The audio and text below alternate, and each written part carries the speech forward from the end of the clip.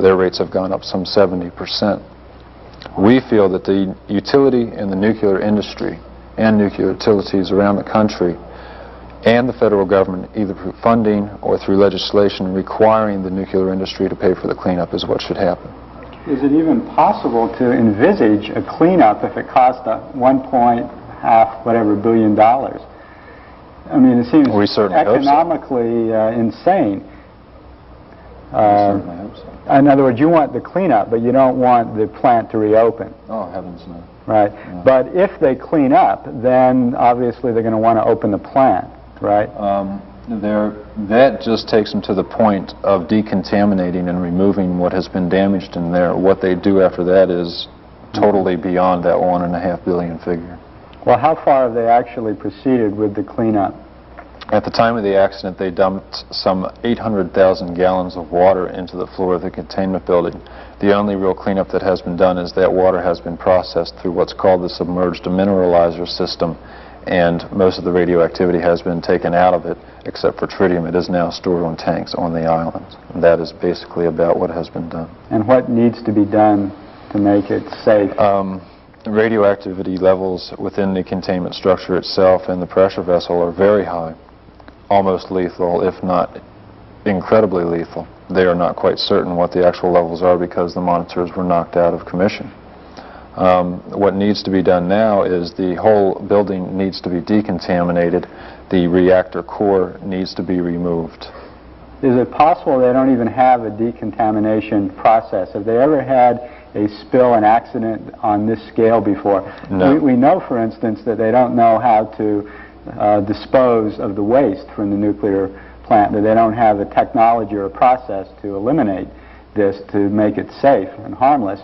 Could it be the same thing for the contamination of a plant on the scale of 3 Mile Island? Have you looked into this? They have done a great deal of planning and preparations for the cleanup of 3 Mile Island. However, the point is that once they start doing it and get further into it, they may encounter things that they were totally unaware of.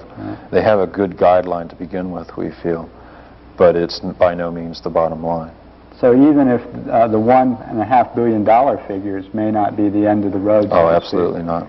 So it could cost billions of dollars, and the consumers are being forced to pay for this through higher rates. Do the consumers have any alternatives or any course of action they can take? What we are currently organizing is the Project David Ratepayer Strike. That was launched several weeks ago. We are asking people, basically symbolically, to withhold 1 month's electric bill from the Metropolitan Edison company. The response that we have gotten from it has been overwhelming. In the first 5 days, it was over $100,000. Now we are 2 weeks into the rate strike. I called our office today, and we are over $200,000. We are getting between $10,000 and $20,000 worth of bills a day in our canvassing operation. On March 28th, at the 3rd anniversary at the state capitol, we will hold a ratepayers congress and decide at that point whether to continue the rate strike or not. Is this the crux of your organizing efforts now? You're a member of the March 28th coalition and the director for the last resort. Is that some of the activities? The Project David is a campaign being undertaken by the March 28th coalition. The last resort is a direct action campaign that will be aimed against the state government, the utility, and the federal government if they attempt to restart Unit 1, probably culminating in a blockade of 3 Mile Island if they attempt to restart it. What's the status of nuclear power plants, either in operation or under construction around the country now? I've read where economically it's going down the tubes. Construction is just almost come to a halt in a lot of places. The NRC has ordered the one at Diablo Canyon. Was that the yes, one in California? The license was rescinded. It looks like there's a pretty rough time for the nuclear industry, and yet on the other hand, Reagan is saying full speed ahead on nukes. Well, I hate to say anything about dear Ronnie, but he said just recently, county commissioners have said that have put referendums on restart on our ballots for the May primary. Ronald got involved in that and said that he felt that the citizens of central Pennsylvania didn't have enough information to vote on restart, whether they wanted it or not. He said that we were basically ignorant. The day after that, there was an unusual event at the island, and technicians went in and discovered higher than normal levels of combustible gases, specifically hydrogen and methane. When you say the word hydrogen in central Pennsylvania, people scatter very quickly. We called the White House to find out what they knew. They didn't know anything, so we told the White House. We are doing that frequently now, calling the White House and asking them information, and they don't know anything, so we tell them. Randy, could you say a few things about that February problem or danger at 3 Mile Island? Afterwards, first of all, it appeared that this was going to be one of the major catastrophes in history, a sort of a replay or even worse of the first. Then they said, well, this was just radio transmission interference. There was really no problem there. We just read our dials wrong. Could you give us some background or information on that? At approximately 9 o'clock in the morning on that Friday morning, 2 technicians went into the containment building. The instruments that they had with them detected lower than normal levels of oxygen, which is normally about 20%, and higher than normal levels of combustible gases, specifically hydrogen and methane. Throughout the day, they were unsure of what to do. They began venting the containment building to the atmosphere to control this buildup of gases. At 2 o'clock in the afternoon, they went back again and detected it once again. Then at 5:30, they finally issued a press release announcing it to the general public and calling for an unusual event. So there was that long of delay. If it would have been a serious problem, there would have been that much time in between before the general public would have known about it. At 5:30, when it finally broke on the news, hysteria reached incredible proportions. I went into our offices and was on the phone for the rest of the evening trying to console people. People didn't know what to do. They were calling, asking, what do we do? Where do we go? All we could tell them was get your gas tank filled up and be prepared, because we weren't sure either. Then at 9:30 that evening, they held a press conference and said that it was radio transmissions from two-way radios that the technicians were carrying that were giving the false readings. We believe that that is true, that is actually what happened, but that is indicative of the problems that we have been facing there at 3 Mile Island. You know, in Austin, first, ironically enough, we were coming up for a vote on whether to pull out of the South Texas nuclear project. During the 3 Mile Island thing, it was voted down. I mean, they voted to keep the nuke at that time, much to the surprise of a lot of people. This was done mainly on the dangers of nuclear power, the environment, etc., to individuals. But it wasn't until the obvious economic problems came up and the mismanagement of the South Texas nuclear project came up that Austin people voted it down, which indicates to me that people still are not as afraid of the first part as they are of the economics of it, which seems to me rather strange. I agree that that's sad that it takes that form, but it would appear as if we are going to defeat nuclear power on the economic issues well, it's going to defeat associated with itself as an economically unviable form of energy. The Harvard Business Review wrote a famous article which did an analysis of the economic feasibility of different energy sources, and nuclear energy was one of the most uneconomic, and they recommended a discontinuation of nuclear energy. And the head of the Nuclear Regulatory Commission himself said, if you vote for nuclear power, you're voting for great increases in electrical rates. That's true. There's another aspect of nuclear power I think we should look into, and that's the great proliferation of it overseas. There was nuclear power, there's nuclear power going in the Philippines. Strangely enough, there was a court case recently in which some people intervened in the United States to try to prevent the U.S. company from selling the Philippines this nuclear reactor and building it for them.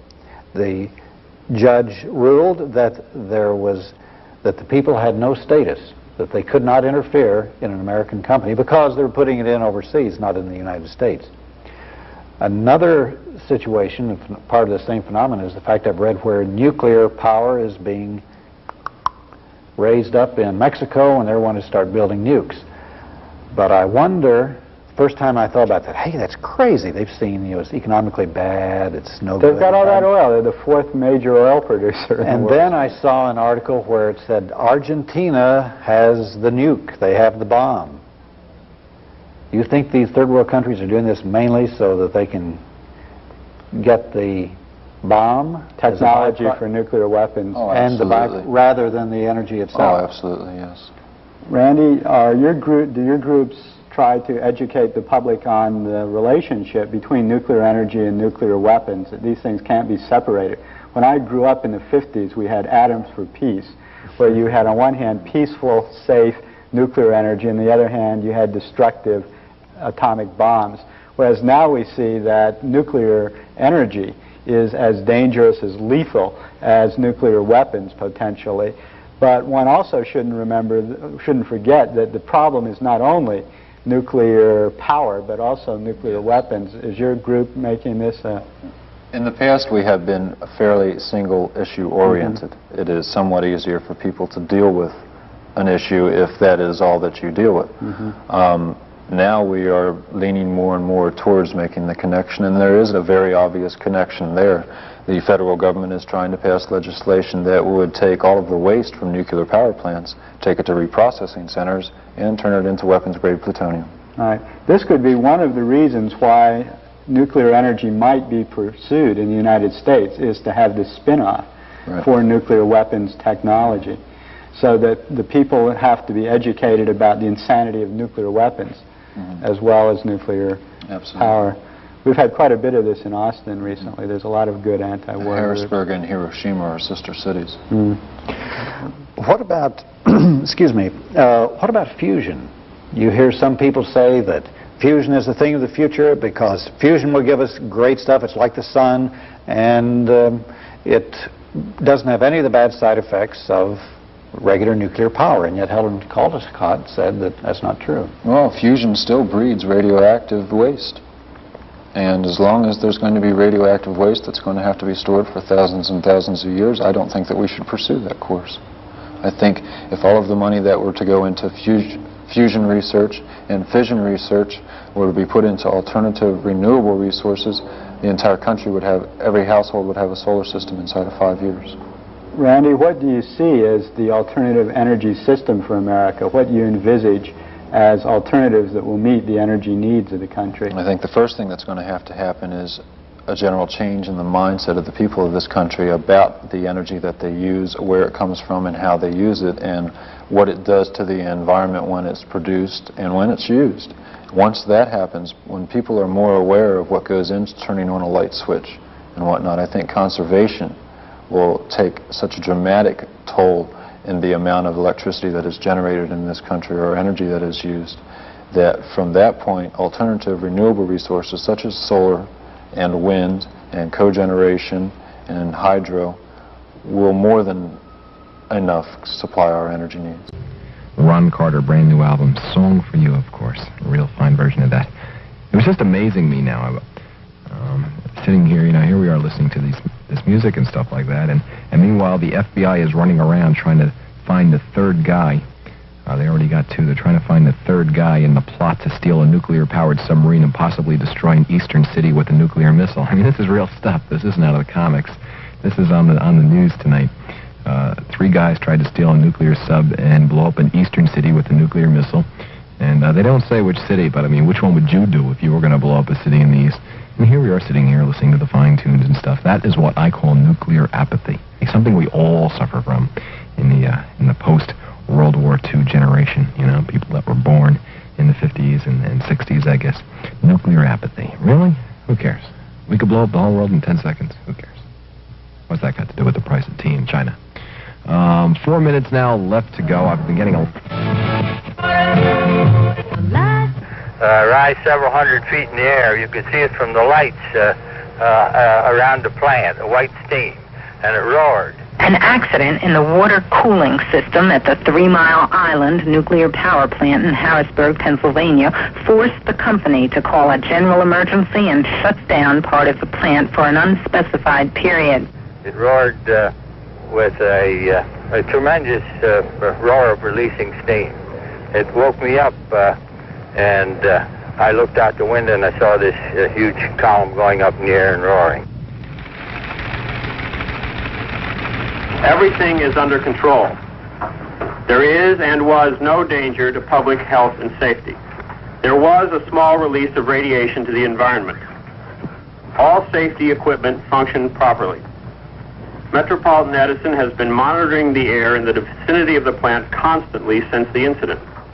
No increase in normal radiation levels has been detected. It is my feeling that the people